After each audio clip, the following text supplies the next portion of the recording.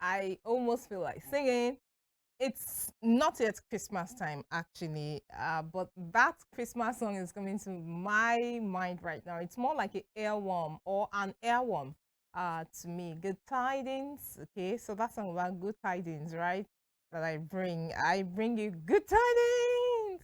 Hello again, dear viewer. Trust that you are keeping well. I sure know I'm confident that you're keeping well because you have soundness of mind enough to process this information that is coming across to you. You're understanding my language. You can identify me as the teaching and learning advocate for this broadcast, which is the bookshelf. So once you see me on this side like this, you know it is time for us to do justice to bookshelf.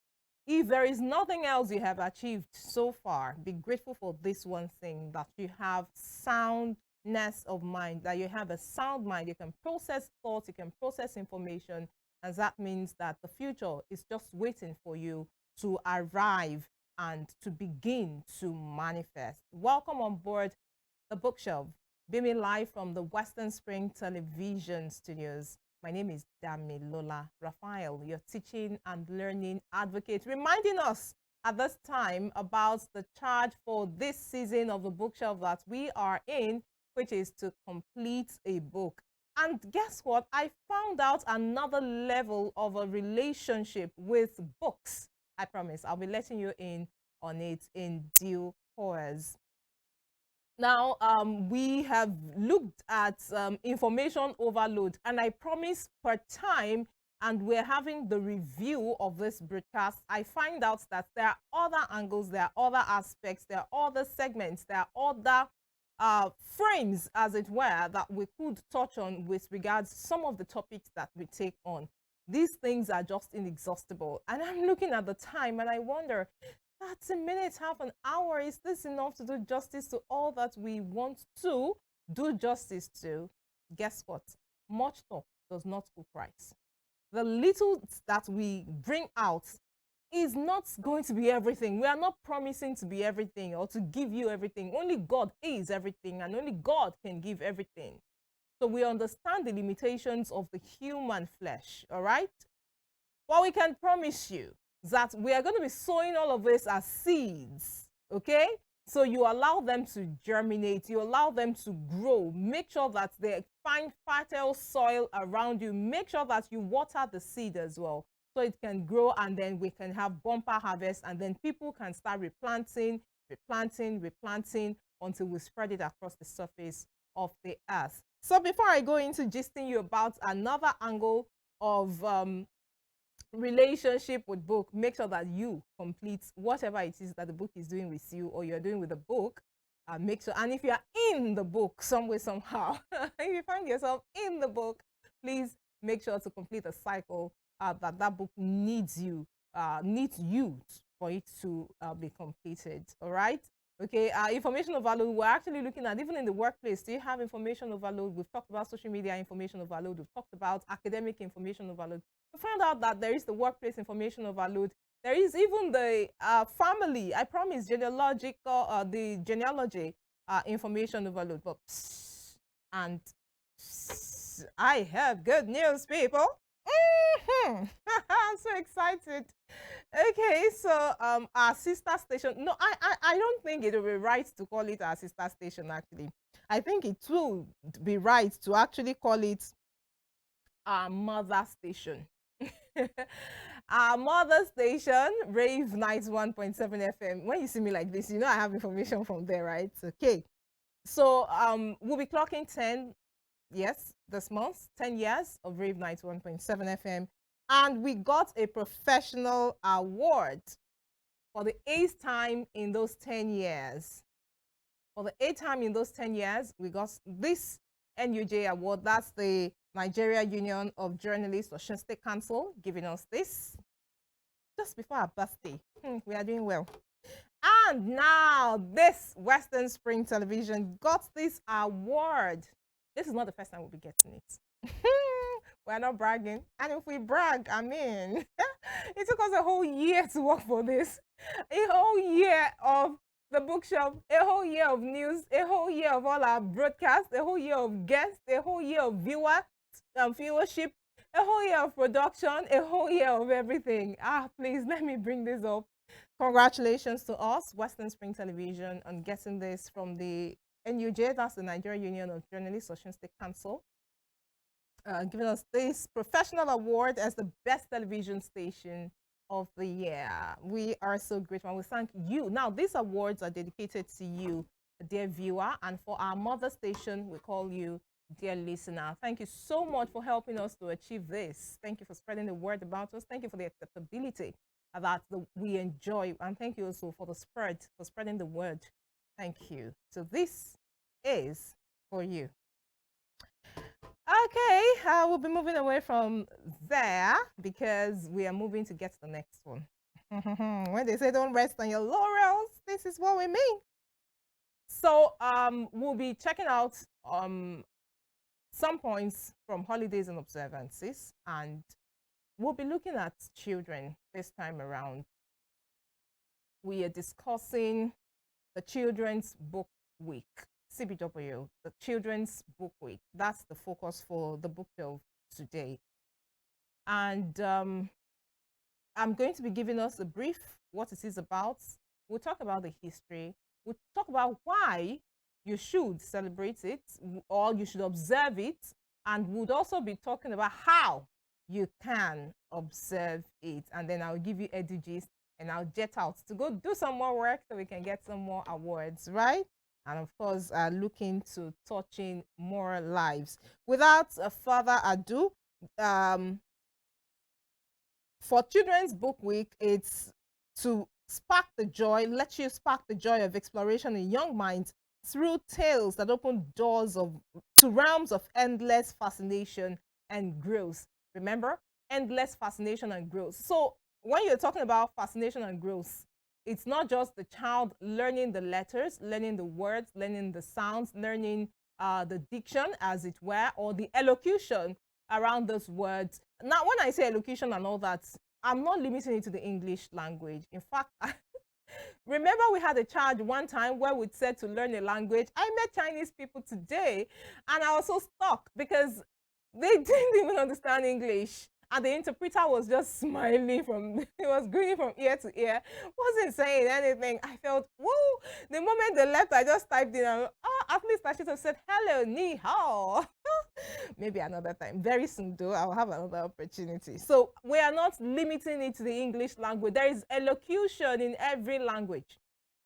So please, when we have this communication, let's open our minds and let's to vast possibilities, please. We are not limiting it to just the English language. It talks about fascination and growth, which means education or learning should not be something that's going to be scary and make people tune out, just turn off, not wanting to hear what the person has to say and all that, making it fun, exposing them to bigger platforms where they can see what they are doing now, how it will turn out in due course. Okay, so I think I've given the brief right there. Children's books offer incredible insights into the world, from fiction and fantasy books that inspire the imagination to non-fiction books that help children get more information about historical figures or glean a new skill. Books act as an entry point into so much learning for children of all ages, and Children's Book Week is here to celebrate all the elements surrounding books for children. Now, let's come home to Nigeria, and I want to focus on Southwest Nigeria. Now, if you're in Lagos, I know you're at this time observing your 1 week half-term break. Now, once upon a time in Lagos, it was just select schools that observe 1 week for their half-time, what you call the midterm, okay? But now the government has made it compulsory for all schools, whether private or public, to have that 1 week rest in the middle of every term. Now, here in Osun State, if you are in Osun State, most schools still do 2 days, and you're going to be observing that Thursday and Friday. I said you, whether you're a parent or a student or a teacher, some way, somehow you observe it, because, I mean, you're affected. Your child did not go to school that day, okay? So, you are going to be observing. I still maintain my stand on that one. You're going to be observing that particular holiday. That is my why for taking on the Children's Book Week. It is not, we'll talk about screen time in due course. On EduGist, we'll be touching on screen time. So very quickly, I'll take this very quick break. I'll come back on the other side of it, give us the history, give us the benefits, and how we can go about celebrating or observing the Children's Book Week. Stay with us.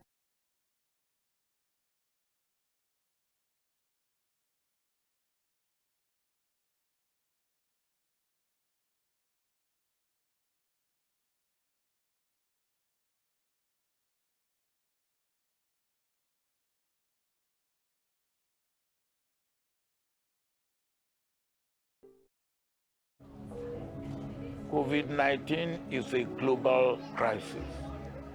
Businesses, cities, even countries were shut down by disease traced to a wildlife market. We must never let it happen again. In captivity, wild animals are potential sources of disease. To protect our wildlife and our health, say no to illegal bushmeat and report wildlife crime. Keep them wild and keep us safe.